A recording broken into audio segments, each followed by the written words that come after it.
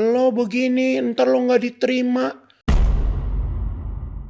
Sebuah pengakuan mengejutkan datang dari seorang public figure yang selama ini dikenal flamboyan, glamor, dan penuh canda.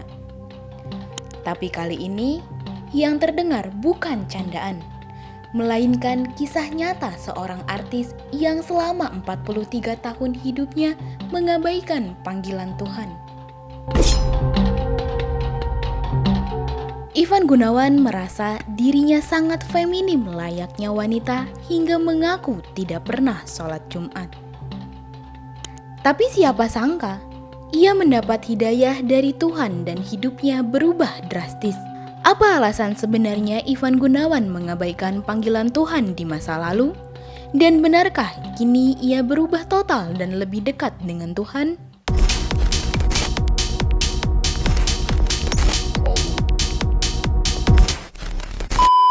Ivan Gunawan sudah lama berkiprah dan terkenal di dunia hiburan. Sosoknya yang multitalenta itu sangat disukai banyak orang. Mulai dari jadi presenter, perancang busana, pelawak, aktor, semuanya bisa ia lakukan. Karakter seorang Ivan Gunawan juga bisa menebarkan kebahagiaan pada orang di sekitarnya. Tapi siapa sangka, dalam podcast terbaru di kanal Daniel Mananta Network, Ivan Gunawan mengaku hal yang tidak pernah ia ungkapkan selama ini, yaitu tidak pernah sholat Jumat. Gue tuh kalau setiap doa, kalau gue lagi inget sholat ya, itu kan jarang banget gue inget sholat.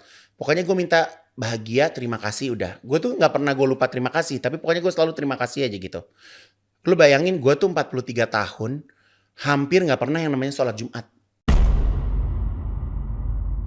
Gue umroh ya, gue gak pernah sholat Jumat. Mungkin kan peran gue sepanjang karir gue itu kan kemayu ya.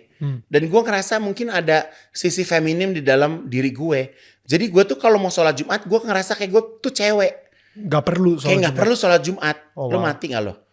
Bukan cuma itu, Igun juga mengakui dirinya tidak pernah berpuasa Ramadan dan hanya menganggap Lebaran sebagai formalitas bertemu keluarga saja. Apa namanya? Puasa. Gue gak pernah puasa Nil. Jadi segitu nikmatnya Allah kasih ya.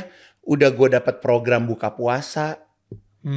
Udah gue dikasih program sahur.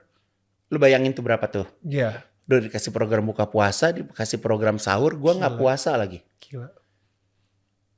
Terus gue udah gitu udah nih masuk Lebaran. Sholat Idul Fitri gue bangun jam 9. Sholatnya jam 7 gue udah gak bangun. Udah gue cuman ke rumah nyokap gue karena formalitas nyokap gue masak ketupat. Netizen terkejut, warganet ramai menanggapi. Ada yang kaget, ada yang menyayangkan, dan tak sedikit pula yang memahami bahwa ini adalah pengakuan jujur dari seseorang yang sedang menuju titik balik. Titik balik itu datang saat Ivan menunaikan ibadah umroh pada awal tahun 2025. Di tengah hiruk pikuk Mekah, ia menemukan sesuatu yang tidak ia rasakan selama ini, yaitu hidayah. Igun menjalani ibadah umroh dimulai dari sebuah keisengan. Gak tanggung-tanggung, Igun juga melaksanakan ibadah haji di tahun ini setelah merasakan hidayah saat umroh. Selamatkan. Terus pas lagi di New York itu kita selang 3 hari mau pulang, ide gue lah tercetus. Udahlah yuk umroh aja kata gue gitu. Udahlah yuk umroh aja. Udah kayak si paling jet set ya dari New York terus mau umroh. Udahlah umroh aja. Gue telepon teman gue yang punya umroh. Beb, gue mau umroh dong beb. Berapa orang? Tunggu ya. Gue cek teman gue, anak kantor, siapa segala macam. Oke, 10 orang.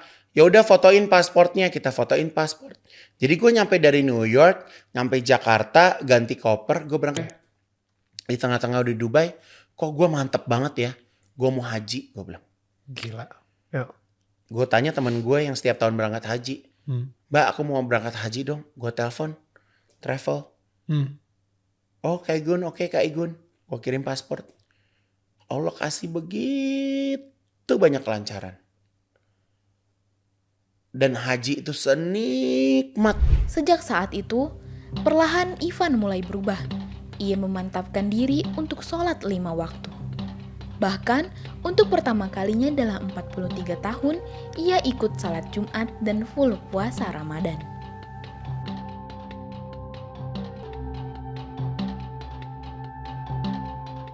Ya, manusia kan nggak ada yang sempurna ini menurut gue ya. Even lo ngerasa lo bener-bener sesuci apapun lo, pasti kan nggak ada yang Pasti, sempurna. ya.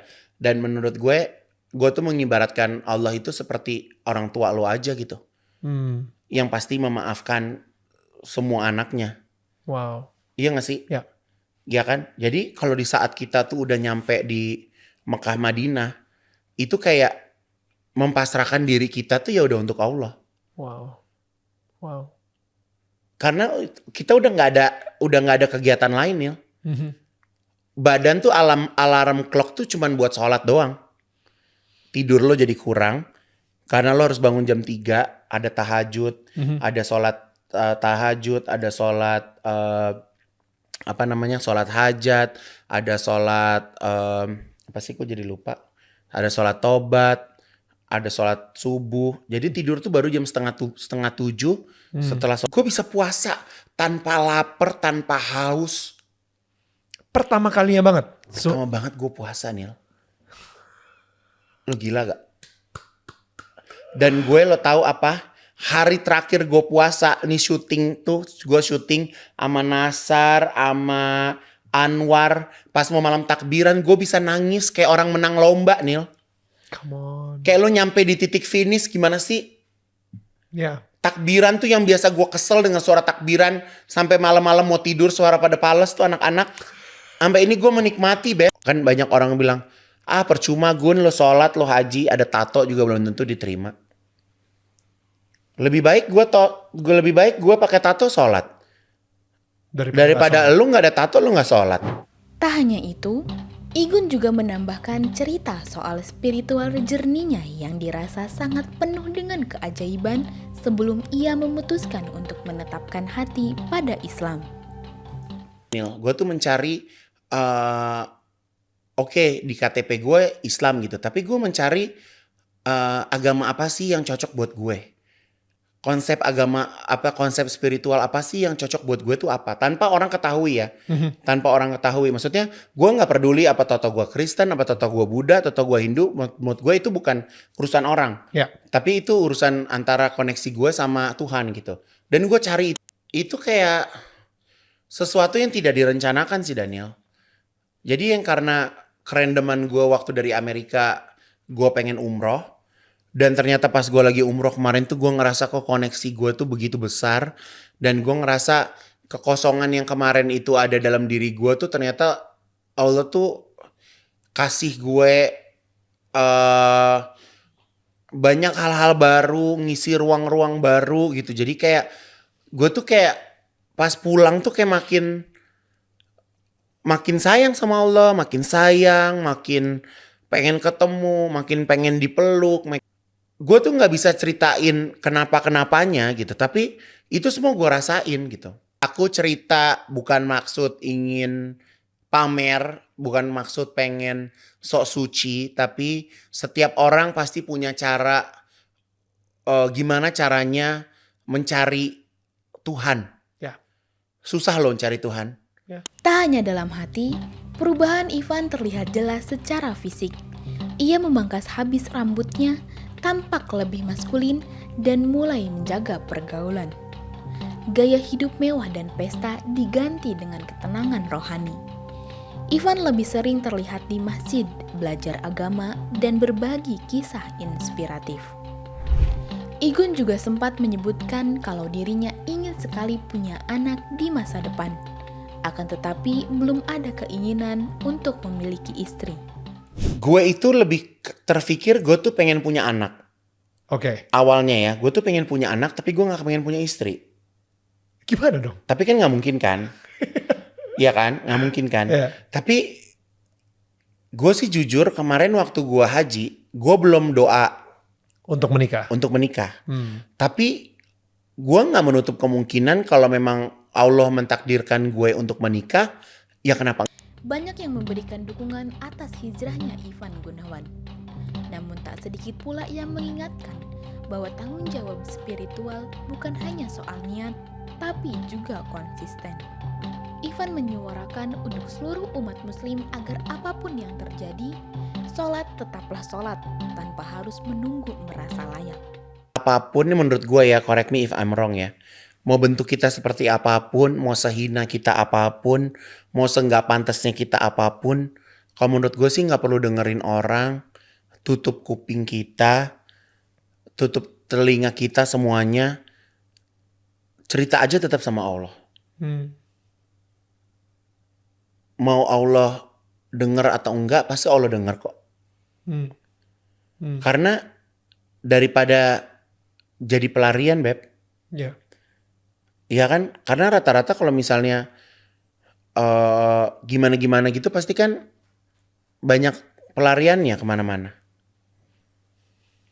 Pelarian apa maksudnya? Ya kan misalnya kalau misalnya lu jadi misalnya lu jadi gay atau lu jadi misalnya lu dandan gitu, lu jadi waria, lu bingung lu mau sholat mau gaya mau pakai apa mau pakai mukena atau lu mau pakai sarung mau pakai apa karena pergaulan takut diledekin, agama lu juga udah semakin tipis, lu mau sholat Jumat juga bingung. Ya menurut gue ya lu sholat aja, mau dengan cara apapun lu. Apa mungkin lu jangan di depan orang, lu ngumpet aja dulu. Ivan Gunawan telah membuka pintu hijrah dalam hidupnya. Dan meskipun perjalanan spiritual seseorang tak bisa diukur dari masa lalunya, yang paling penting adalah keberanian untuk berubah. Semoga cerita Ivan Gunawan bisa membuka pintu hati kita dan jadi inspirasi bagi siapapun yang sedang dalam perjalanan hijrah atau ingin lebih dekat dengan Tuhan. Menurut kamu, cerita Ivan Gunawan dalam spiritual journey-nya itu inspiratif banget gak sih? Dan apa aja yang kamu petik dari sosok Ivan Gunawan? Coba tulis di kolom komentar ya. Jangan lupa subscribe dan nyalakan lonceng notifikasi biar gak ketinggalan video selanjutnya. Sampai jumpa di Kupas Tuntas Berita Hiburan selanjutnya bersama Igini.